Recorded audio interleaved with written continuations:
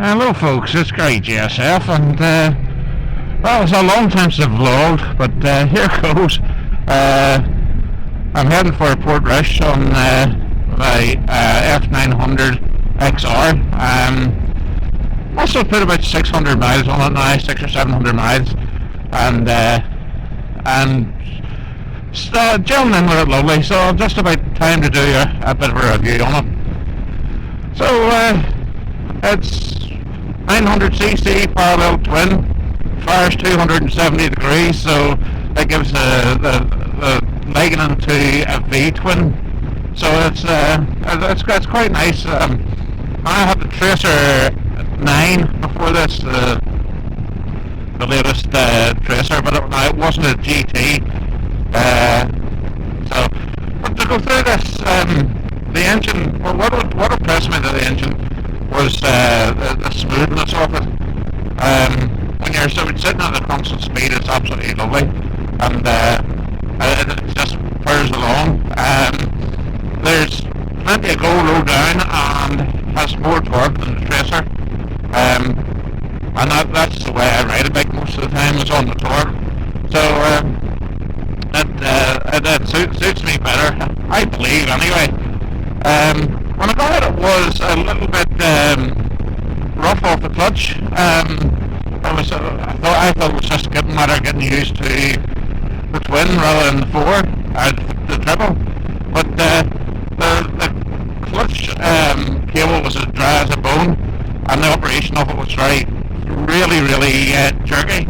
So I lubricated that, and that was sorted. But that should have been done at the service before I got it. But that's another matter. Handling-wise, the handle's great. Now this isn't the one with the semi-active suspension, and neither was my Tracer. I set them up and just ride them on my own, so it's usually fine. This was a bit firmer than the Tracer, and even on the lower settings it was a bit firmer. So it is quite firm. There's no adjustment in the front suspension, but there is in the back.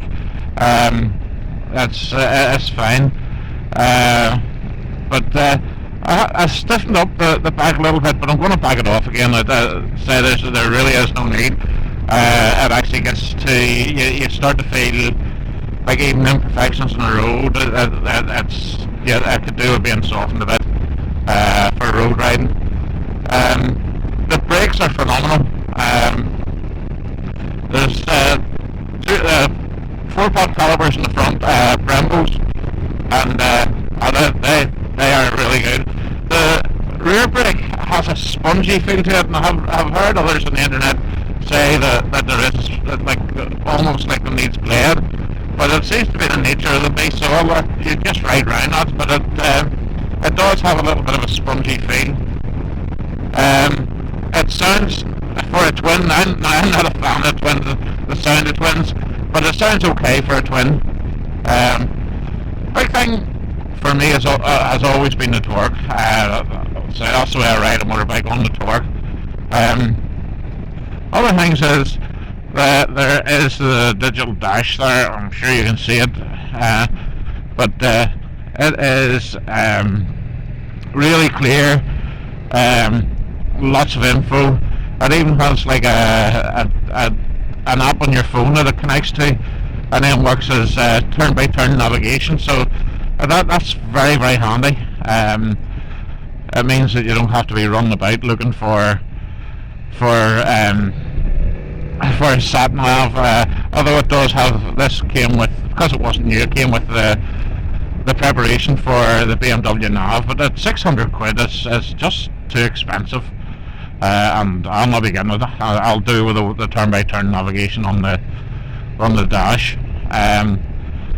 But it gives you loads of information, your trip times, your fatigue time, and all sorts of nonsense like that. The only thing I'm really interested in is fuel consumption, and it is giving me generally around about 60 miles to the gallon. So yes, that's really good. The BM was like that as well, or the Yamaha was like that as well. It was about 60 mile to the gallon too. So, no, that really nice. Handling, I find it rather good handling. Seems to handle well, and now it's certainly more flickable than the Tracer. It's a shorter wheelbase, and I was surprised to see a steering damper on it. Now it's tucked away underneath. It's it's a factory steering damper, and it's as well integrated there, so that's very handy. So that helps with the handling, but it doesn't make it too hard to wheel about or anything. It doesn't seem to be putting a lot of damping on, just a bit. So what else would I say? Mirrors are as mirrors are, but they're easy enough. They're clear, don't suffer vibrations, and the thing doesn't vibe a lot at all. I'll say that would be more to do with the 270-degree crank that firing order, so it doesn't vibrate as much as like a 180 parallel twin.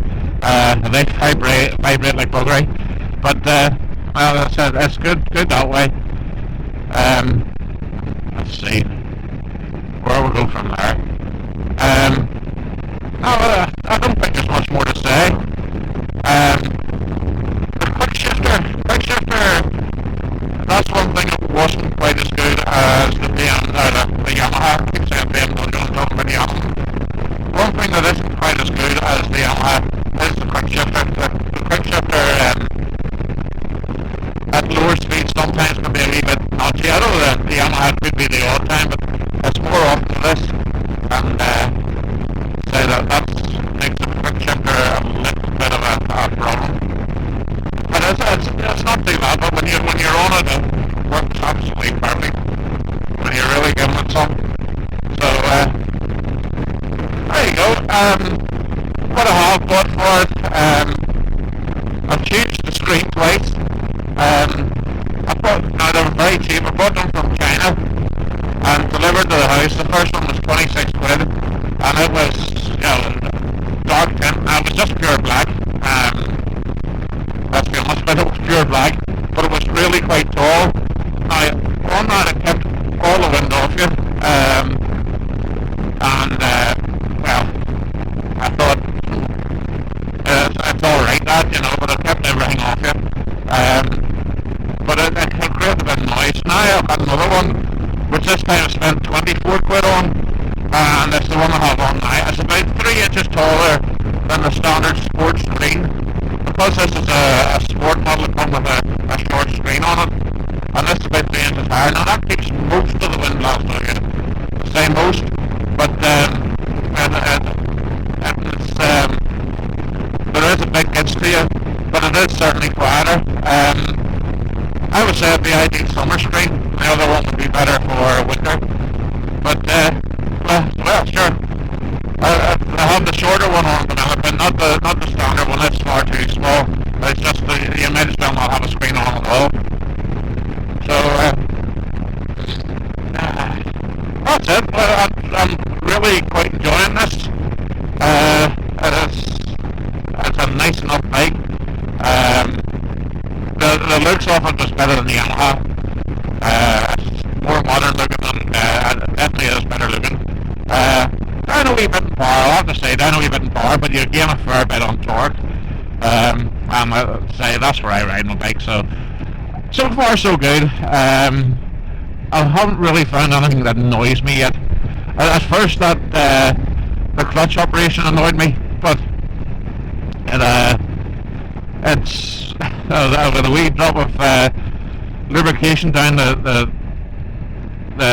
cable, it worked out great.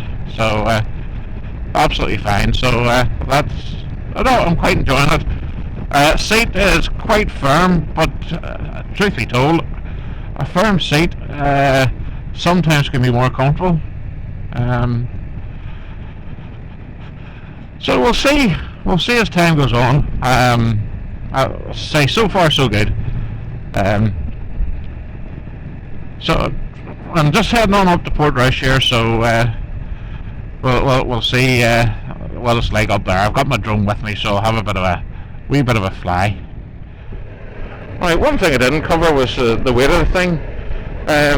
It's 218 kilos wet weight. It's probably, if you were going dry weight, it's probably just under 200. It feels light. The weight must be quite low, so it feels reasonably light. But it's still not a lightweight by no means, but it's okay. And that would pretty much cover it all. That's okay, and I will keep you updated as time goes on. Of if there's anything that I really think about it, or anything that annoys me. But so far so good, and that's me. I'll head on up to Port Rush, and it looks like I'm going the wrong way, so that'll keep us right. We're back just following the sat nav now, so thanks very much for watching, and if you have any questions about the bike, let me know, and I will certainly get back to you with an honest and open answer to it. And thanks so much for watching. If you'd like it, please hit the like. If you really like it, you may consider subscribing, and if you know anyone who would enjoy this type of video, please share it on. So for now, guys, GSF signing off. Bye for now.